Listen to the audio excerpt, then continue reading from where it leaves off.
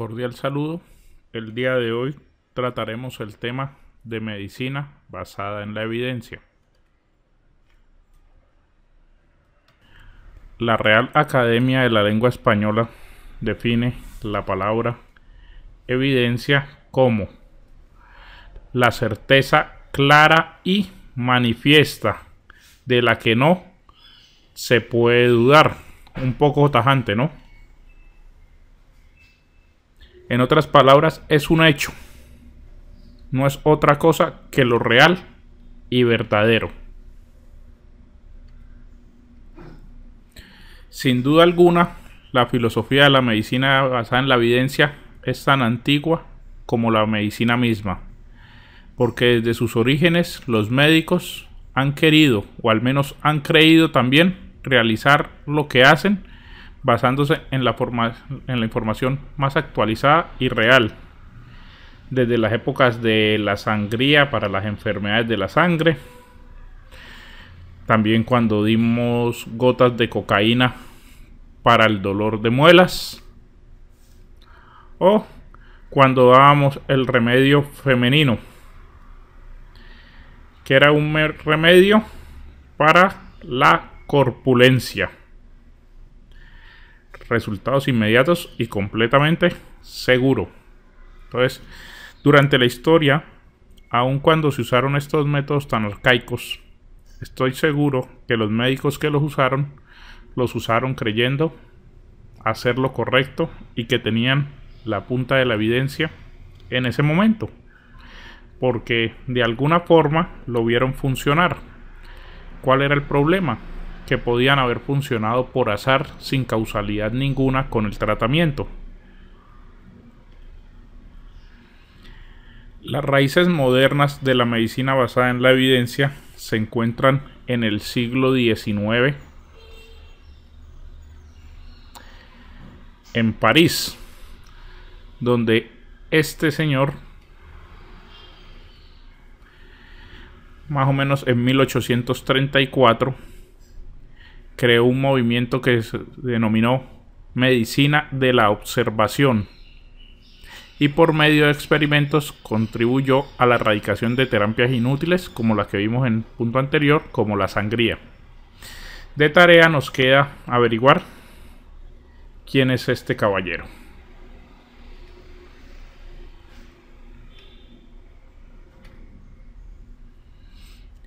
Entre los años 50 y 60 del siglo XX, Austin Bradford Hill desarrolló la metodología del ensayo clínico. Y un día preguntó Robert Browning a Bradford Hill: ¿quién sabe si el mundo no terminará esta noche? Y Bradford Hill le contestó: cierto, pero con la evidencia disponible, la mayoría de nosotros deberíamos aportarnos para salir a trabajar a las 8:30 del día siguiente. Por lo visto entraban tardecito. Hay que tener en cuenta que Bradford Hill no solo sentó también las bases del ensayo clínico, sino describió los criterios para causalidad, que los podemos buscar en internet, ya que recordemos que en epidemiología constantemente comprobamos asociación, pero nos es muy difícil comprobar causalidad. Y lógicamente es un hito en la investigación clínica, ya que es una de las herramientas más útiles en las tomas de decisión terapéuticas, el ensayo clínico. El primer ensayo quirúrgico lo hizo este señor, el Dr. Golliger, en la década de los 60, al asignar de manera aleatoria pacientes a diferentes tratamientos para la enfermedad ulceropéptica, cosa que lógicamente no podríamos hacer tan fácilmente en la actualidad. En esa época los comités de ética eran un poco más flexibles. En la actualidad, como ya hay tratamientos establecidos, a menos de que haya mucha evidencia de los modelos animales de que el tratamiento experimental es muy superior, es muy difícil hacer un ensayo clínico quirúrgico.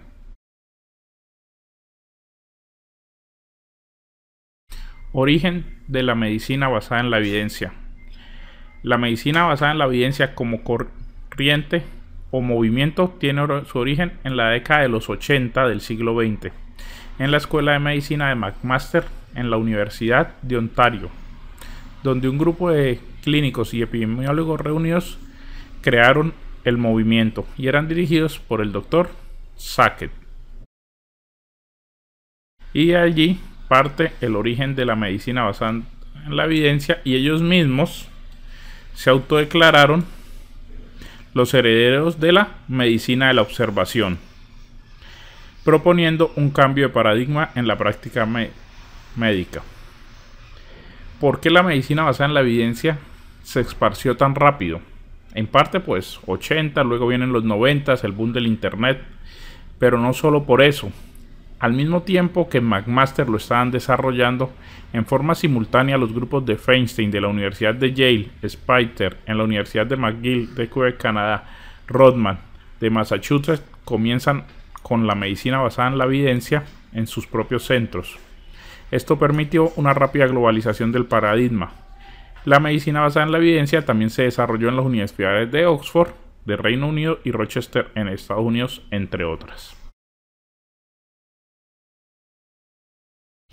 La primera definición que tenemos de medicina basada en la evidencia la hizo Gordon Wyatt y la definió como el proceso objetivo de obtener y aplicar la mejor evidencia científica en el ejercicio de la práctica médica cotidiana.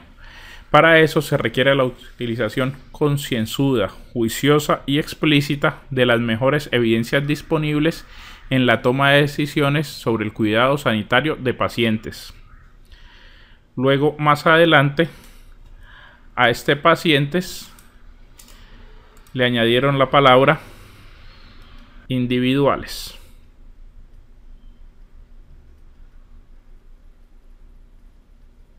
Es decir, la medicina basada en la evidencia la crearon para tomar la decisión, que el clínico pudiera tomar la decisión sobre el paciente que tenía al frente. Pedrito Pérez infartado, ¿le doy aspirina o le doy clopidogrel? ¿O le doy ambos? Entonces, resaltemos algunas palabras de esta definición. Podemos relacionar concienzuda, juiciosa y explícita de las mejores evidencias disponibles. Esta fue la primera definición y nos la dio Gordon Wyatt. Pero en 1966 fue preciso replantear el concepto debido a la gran cantidad de críticas. Entre ellas, la mayoría de críticas las hizo este señor, padre de la medicina basada en la evidencia.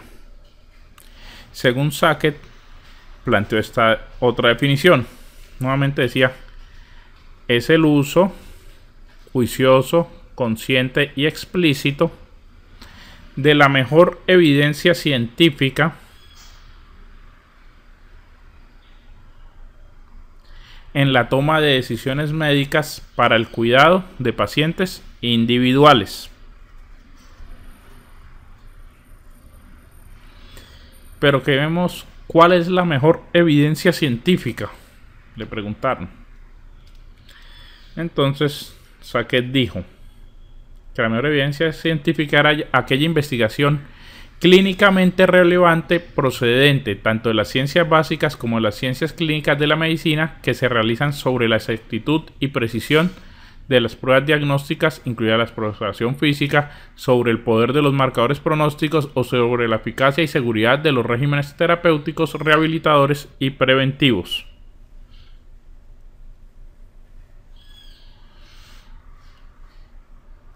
Es una pequeña variación de la anterior, pero seguimos con el problema. Es difícil saber cuál es la mejor evidencia científica.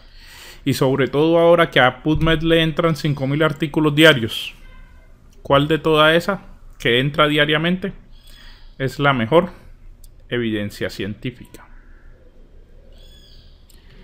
Pero algo hay que dejar claro es que la medicina basada en la evidencia no vino, como creen muchos, a menospreciar la experiencia práctica.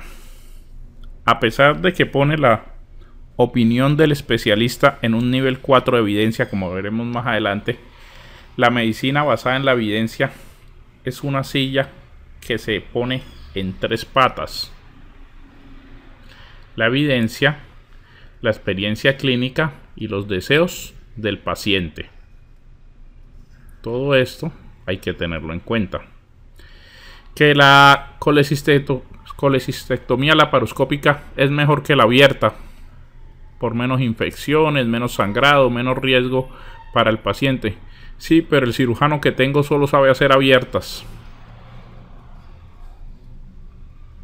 Y tengo un paciente que requiere la cirugía. ¿Qué debo hacer? ¿Poner a mi cirujano a hacerla cerrada? Me toca dejar que la haga abierta, porque cerrada seguramente se le va a complicar. Que el tratamiento para la trombocitopénica, púrpura trombocitopénica idiopática, cuando está las plaquetas en menos de 10.000, es transfundir plaquetas. Pero mi paciente es testigo de Jehová. ¿Le puedo transfundir? No le puedo transfundir.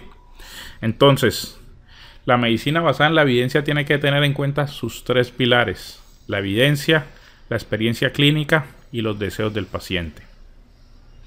Porque la medicina no solo toma en cuenta la evidencia externa, entiéndase por esto evidencia científica, artículos, resultados de estudios, sino también la evidencia interna, la experiencia práctica individual o personal de cada médico, los que algunos llaman románticamente el arte de la medicina. Porque si no, la práctica diaria de la medicina estaría tiranizada por la evidencia científica y se podría contar con la mejor evidencia científica, pero esta no será aplicable a un paciente en particular, como en los ejemplos anteriores. Es por esto que en el 2002 los autores revisaron la definición y la definieron como la integración de las mejores evidencias de la investigación con la experiencia clínica y los valores del paciente. Por lo tanto, la medicina basada en la evidencia no es solo un simple concepto, sino que constituye una estrategia de trabajo cuyo objetivo fundamental es el perfeccionamiento de la atención de los pacientes. Es por esto que esta se ha incorporado desde hace ya varios años a diferentes programas de pregrado y posgrado de diversas universidades nacionales y extranjeras. Entonces usted dirá, ¿vale o no vale la pena usar la medicina basada en la evidencia? Entonces, en nuestra época actual, ¿cuáles son los argumentos para justificar el uso de la medicina basada en la evidencia? Primero, permanentemente surgen nuevos tipos de evidencia que, cuando son conocidas y comprendidas, crean cambios importantes y frecuentes en la forma de cuidar los pacientes. Segundo, aunque estas nuevas evidencias sean aplicables a la práctica médica diaria, a menudo los profesionales no son capaces de acceder a estas. Tercero, como consecuencia de lo anterior, tanto la actualización de los conocimientos de los profesionales como su rendimiento clínico se deteriora con el tiempo, contrario a lo que creeríamos. Cuarto, no existen pruebas de que los programas tradicionales de desarrollo profesional continuo mejoren el rendimiento clínico. Y quinto, se ha demostrado que un enfoque distinto a aprendizaje clínico mantiene al día a quienes lo practican. Pero bueno, ustedes están estudiando epidemiología y deben saber aplicar y ejercer la medicina basada en la evidencia. Pero todo clínico no necesariamente, sería lo ideal, pero no todos lo harán. Por eso también hay otra forma de aplicar la medicina basada en la evidencia, y es utilizar, por ejemplo, los resúmenes hechos por los expertos en medicina basada en la evidencia. Las guías Cochrane son un gran paso, Up to Date, entre otros. Entonces miremos los pasos de la medicina basada en la evidencia. Usted tiene un paciente que le genera una incertidumbre. Debe formular esa incertidumbre en forma de pregunta clínica. Luego de la pregunta clínica debe realizar una búsqueda eficiente de la literatura. Luego de que realiza una búsqueda eficiente de la literatura, debe realizar un análisis crítico de esos resultados, porque algunos estudios realizados por expertos de medicina basada en la evidencia encontraron que los artículos que cumplían con la medicina basada en la evidencia en las revistas importantes como British Medical Journal, Nature y por el estilo, solo el 12 al 17% cumplían los criterios de medicina basada en la evidencia. Es decir, entre lo publicado hay que tener cuidado porque hay mucha basura. Entonces, una vez que lo encuentra, hay que hacer un análisis de la validez interna a partir de la metodología, interpretar los resultados, ver si la población da para la validez externa y extrapolarlo a mi paciente, y luego tener en cuenta, como dijimos, las preferencias del paciente. Con esto resolvemos la incertidumbre, implementamos los hallazgos y después de implementarlos no hay que quedarnos ahí, hay que evaluar cómo nos está yendo, hay que medirnos, ¿de acuerdo? Entonces hay que volvernos a esta parte inicialmente, estructurar una pregunta clínica específica. Esta pregunta clínica tiene una forma específica para que se pueda hacer una búsqueda basada en la evidencia y una revisión sistemática. Y tiene la estructura llamada pregunta pico. No menosprecien el tiempo ni el esfuerzo que puedan dedicarle ustedes a la realización de una pregunta pico. La pregunta de investigación adecuada debe ser bien planteada y su construcción debe ser estructurada. Esto permitirá una definición correcta del problema, una definición de qué información o evidencias son las necesarias para la solución del aspecto clínico, maximiza la recuperación de evidencia en las bases de datos, enfoca el propósito de la investigación y evita búsquedas innecesarias. Entonces, la pregunta nos ayudará a redactar el objetivo de nuestro estudio que se pretende conocer, en qué población y en qué contexto, qué posible relación pensamos que puede haber entre las variables que se estudian, hipótesis, al menos a priori, qué tipo de estudio debemos realizar para conocer lo que se busca responder antes de empezar a buscar respuestas. Es conveniente que nuestra pregunta sea formulada de tal forma que nos permita limitar lo máximo posible las necesidades de información y nos facilite la elaboración de la estrategia de búsqueda de la información más eficiente, preferiblemente, por no decir obligatoriamente, mediante un listado de términos clave, en inglés se llaman MESH, en español DEX. Luego sí, iniciar la búsqueda de información, que ya sería el siguiente paso.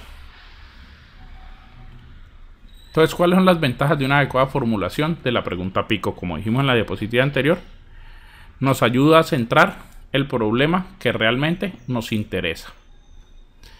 Nos permite elaborar una mejor estrategia de búsqueda. Nos permite elegir correctamente el diseño del estudio y permite ahorrar tiempo y recursos de la planificación del estudio de investigación. Entonces, ¿qué es esto de la pregunta pico? Es una mnemotecnia, realmente, no es más. Entonces, la P viene de pacientes. Si es posible, uno debe limitar el grupo de edad, el estadio de la enfermedad, la morbilidad, es decir, paciente o población también se usa a veces. Entonces, la P de la pregunta pico es la población. La I de la pregunta pico viene de intervención. ¿Cuál es la intervención que se va a evaluar? El factor pronóstico, el agente etiológico, prueba diagnóstica o demás.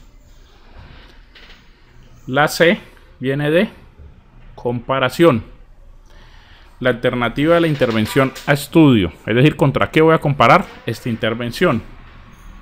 Y la O de outcomes o resultados en inglés, que es cómo se va a medir esa intervención. ¿Cómo vamos a medir si funciona o no funciona? Por lo tanto, la base de una buena investigación es tener una buena pregunta. Si no se ha definido correctamente la pregunta, será difícil que los objetivos de investigación estén bien planteados y que la hipótesis o potencial respuesta también lo esté. Incluso la elección del diseño puede ser errónea, porque como ya se ha indicado, tanto la fase conceptual como la metodológica y la empírica se articulan en función de cuál es la pregunta de investigación que se pretende responder con el estudio. Entonces, la pregunta pico es muy importante. Si tienen que gastarle tiempo, consultar con colegas, expertos en el tema, háganlo. Créanme que la magia de la medicina basada en la evidencia, metaanálisis y todo esto es en la organización inicial. Si uno no se organiza al inicio y cree que va a cuadrar las cargas por el camino, va a tener muchas dificultades. Entonces hemos dicho que la pregunta pico es muy importante. Eso es muy cierto. Pero, ¿qué hay que hacer para tener una buena pregunta pico? Para tener una buena pregunta pico, lo primero hay que ser expertos en el tema.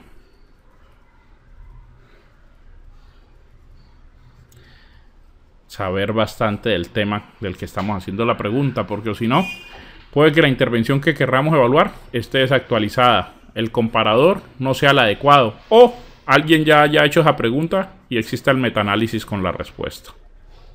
Nada más por decirlo más grande. Entonces, antes de plantear la pregunta pico, tienen que empaparse muy bien del tema. El clínico, en teoría, si está tratando al paciente, es experto en el tema. Pero nosotros como epidemiólogos no podemos ser expertos en todos los temas. Entonces, cuando comenzamos una búsqueda de medicina basada en la evidencia, tenemos que empaparnos antes del tema, antes de poder empezar a aconsejar. Por esto es importante también, cuando vamos a hacer búsquedas de medicina basada en la evidencia, si no somos expertos en el tema, la consulta a los especialistas propios del mismo, ya que van a saber los pormenores del tema, inclusive los pormenores en nuestra región. Para comprender mejor esto de la pregunta pico, lo vamos a ver con un ejemplo que podremos ver en el siguiente video. Muchas gracias.